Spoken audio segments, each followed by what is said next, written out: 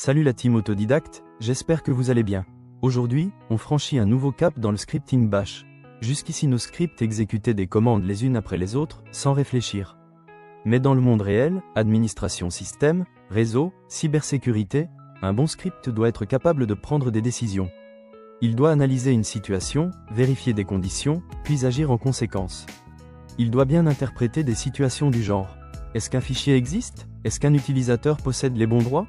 Est-ce qu'un service est actif ou arrêté? Est-ce qu'une valeur est correcte ou non? C'est exactement le rôle des structures conditionnelles et des opérateurs de test.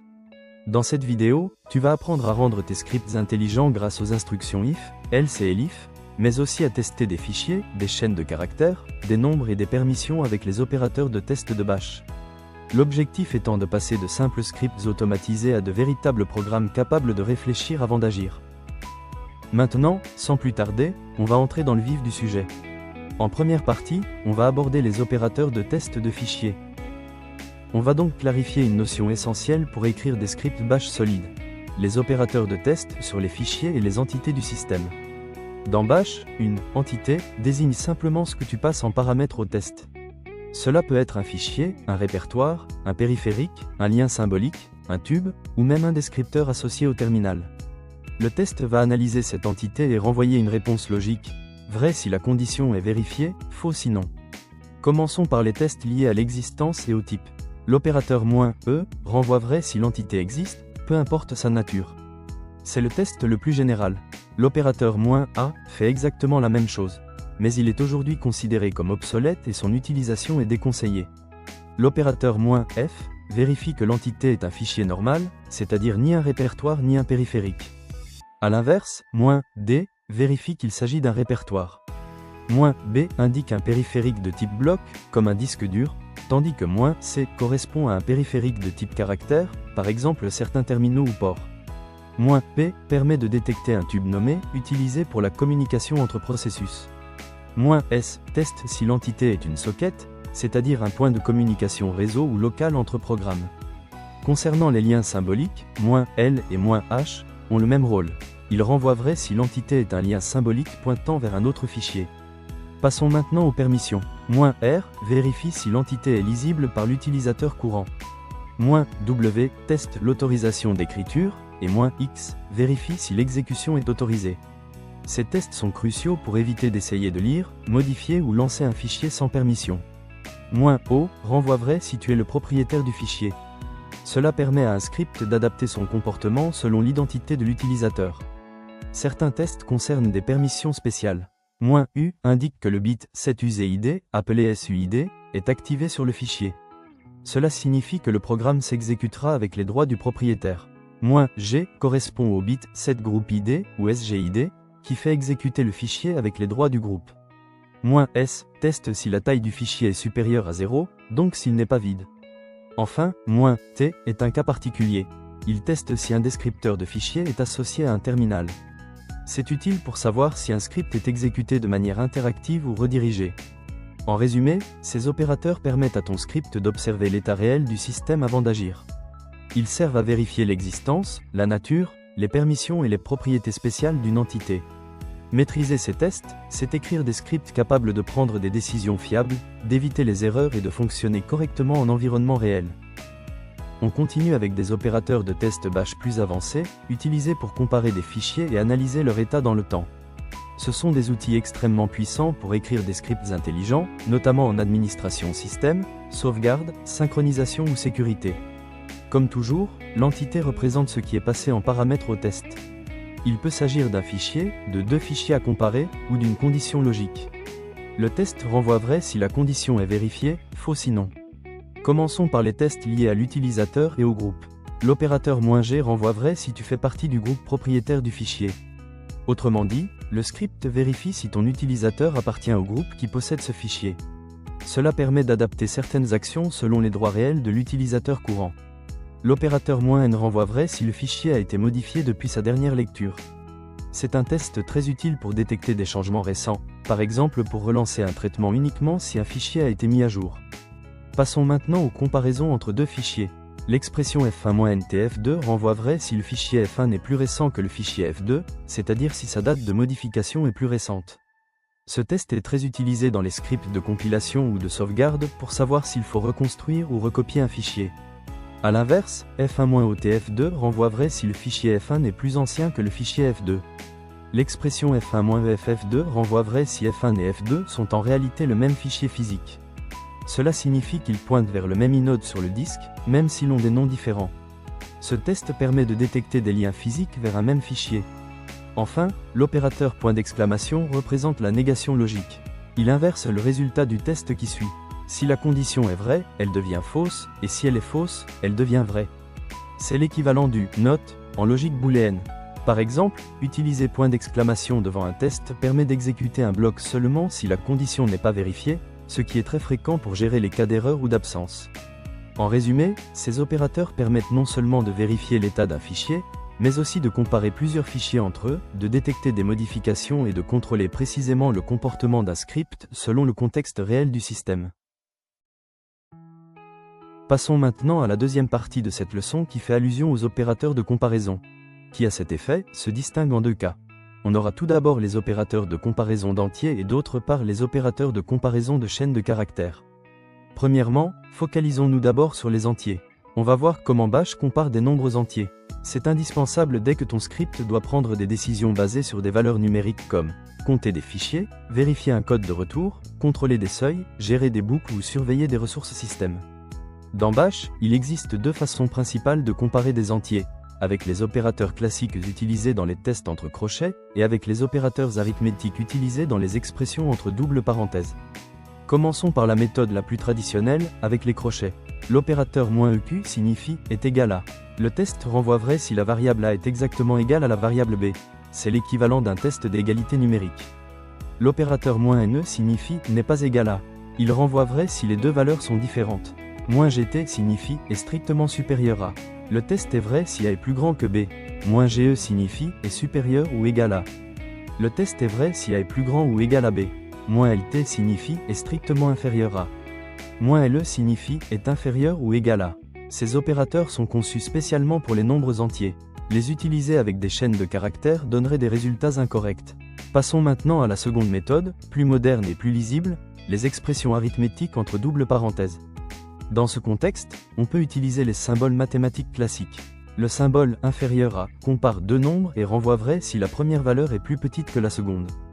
Inférieur ou égal vérifie si la première valeur est plus petite ou égale à la seconde. Supérieur à vérifie si la première valeur est plus grande. Supérieur ou égal teste si elle est plus grande ou égale. L'avantage des doubles parenthèses est qu'elles traitent directement les variables comme des nombres, sans ambiguïté, et permettent d'écrire des conditions plus naturelles, proches des langages de programmation classiques. En pratique, un script professionnel utilise ces comparaisons pour contrôler son flux d'exécution. Par exemple, arrêter un processus si une valeur dépasse un seuil, déclencher une alerte si un compteur devient trop élevé, ou continuer une boucle tant qu'une condition numérique reste vraie. Maintenant on termine donc avec la comparaison de chaînes de caractères et les comparaisons logiques composées en Bash. C'est ce qui permet à un script de comprendre du texte, pas seulement des nombres ou des fichiers. On va voir comment Bash compare des chaînes de caractères, c'est-à-dire du texte, des noms d'utilisateurs, des chemins, des réponses tapées au clavier, des options passées à un script, ou n'importe quelle donnée textuelle. Contrairement aux comparaisons d'entiers, ici on ne travaille plus sur des quantités, mais sur du contenu textuel. Commençons par les opérateurs de base. L'opérateur égal, qui permet de vérifier si deux chaînes sont strictement identiques.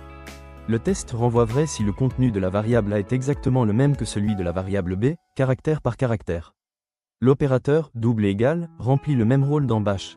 Il est souvent utilisé par habitude venant d'autres langages, mais dans un test classique entre crochets, les deux sont équivalents. L'opérateur différent de renvoie vrai si les deux chaînes ne sont pas identiques. Les opérateurs inférieur à et supérieur à comparent les chaînes selon l'ordre lexicographique, c'est-à-dire l'ordre alphabétique basé sur le code des caractères. Cela permet par exemple de savoir si une chaîne viendrait avant ou après une autre dans un dictionnaire. Passons maintenant au test sur la longueur des chaînes. L'opérateur -z renvoie vrai si la chaîne est vide, c'est-à-dire si sa longueur est égale à 0. C'est extrêmement utile pour vérifier si une variable n'a reçu aucune valeur. A l'inverse, l'opérateur -n renvoie vrai si la chaîne n'est pas vide. Ces deux tests sont parmi les plus utilisés dans les scripts interactifs, pour valider une entrée utilisateur par exemple. Voyons maintenant les comparaisons composées, qui permettent de combiner plusieurs conditions. L'opérateur -a représente 1 est logique. L'expression complète renvoie vrai seulement si les deux conditions sont vraies en même temps. L'opérateur -o représente 1 ou logique. Le test renvoie vrai si au moins une des deux conditions est vérifiée. Ces opérateurs permettent d'écrire des conditions complexes, par exemple vérifier qu'un utilisateur est autorisé et que le fichier demandé existe, ou qu'une variable contient une certaine valeur ou une autre. En résumé, les comparaisons de chaînes permettent à ton script d'analyser du texte, tandis que les opérateurs logiques lui permettent de combiner plusieurs décisions en une seule condition cohérente. C'est grâce à ces mécanismes que Bash peut gérer des interactions humaines, traiter des options et prendre des décisions sophistiquées basées sur des données textuelles. Jusqu'ici, on a posé les fondations.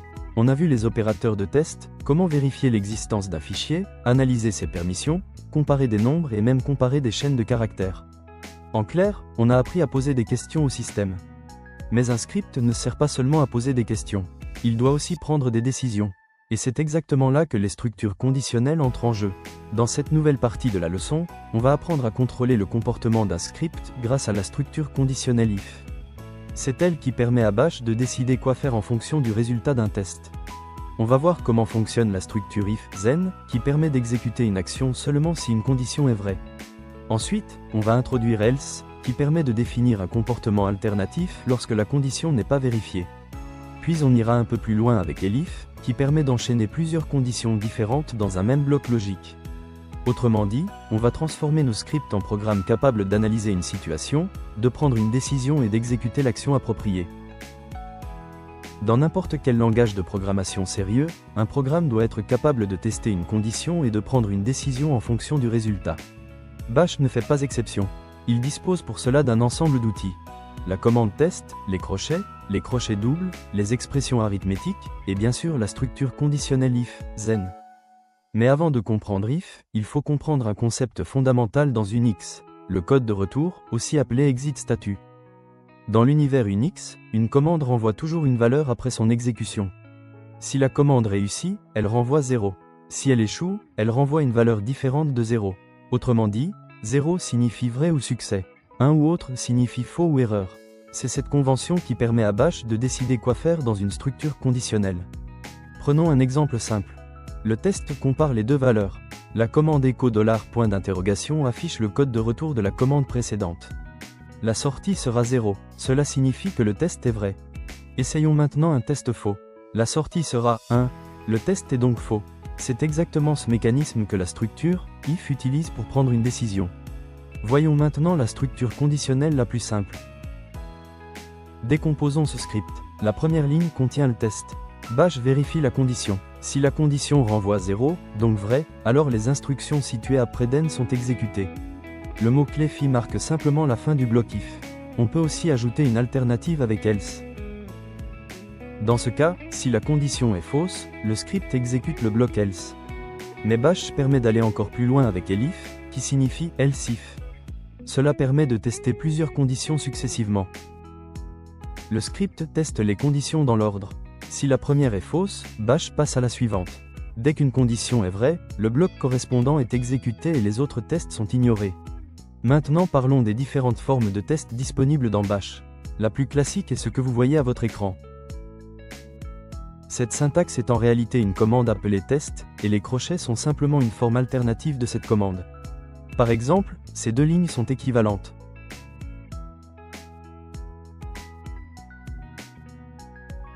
Mais Bash possède aussi une version plus moderne et plus puissante. Les doubles crochets permettent des comparaisons plus sûres et évitent certaines erreurs classiques dans les scripts. Dans cet exemple, Bash vérifie si le fichier existe. Enfin, Bash permet aussi d'utiliser les expressions arithmétiques avec les doubles parenthèses. Dans ce cas, Bash interprète directement l'expression comme une opération mathématique. Si le résultat est différent de 0, la condition est considérée comme vraie. En résumé, les tests en Bash reposent sur un principe simple. Une condition est évaluée. Si le résultat renvoie 0, Bash considère que la condition est vraie. La structure if peut alors exécuter un bloc d'instructions. Grâce à ce mécanisme, un script peut analyser l'état du système, vérifier l'existence d'un fichier, comparer des valeurs, ou réagir à une entrée utilisateur. C'est ce qui transforme une simple suite de commandes en un véritable programme capable de prendre des décisions. Dans la suite de cette leçon, on va maintenant explorer en détail les structures conditionnelles imbriquées et voir comment construire des scripts capables de gérer plusieurs situations complexes à la fois. Jusqu'ici, on a appris à utiliser les structures conditionnelles simples avec if, then, else et elif. Cela permet déjà à un script de tester une condition et d'exécuter une action en fonction du résultat. Mais dans la réalité, un script doit souvent gérer plusieurs niveaux de décision. Par exemple, vérifier si un fichier existe, puis vérifier ses permissions, puis vérifier encore une autre condition avant d'exécuter une action. C'est exactement pour cela que Bash permet d'utiliser ce qu'on appelle des structures conditionnelles imbriquées ou nested if. Une structure conditionnelle imbriquée signifie simplement qu'un if peut être placé à l'intérieur d'un autre if. Autrement dit, on teste une première condition. Si elle est vraie, alors on peut effectuer un second test plus précis. Voyons un exemple simple pour comprendre la logique. Analysons ce script. La première condition vérifie si le fichier existe avec l'opérateur E. Si cette condition est vraie, Bash entre dans le premier bloc if. Ensuite, à l'intérieur de ce bloc, un second test est exécuté. Ce second test vérifie si le fichier est lisible avec l'opérateur R. Donc ici, le script suit une logique en deux étapes. Vérifier l'existence du fichier. Vérifier ensuite ses permissions. Cette approche permet d'éviter les erreurs. Par exemple, tester la lecture d'un fichier qui n'existe pas n'aurait aucun sens. Les conditions imbriquées permettent donc de construire des vérifications progressives, exactement comme le ferait un programme plus complexe. On arrive à la fin de cette leçon. Aujourd'hui, on a franchi une étape importante dans le scripting Bash. On ne se contente plus d'exécuter des commandes les unes après les autres.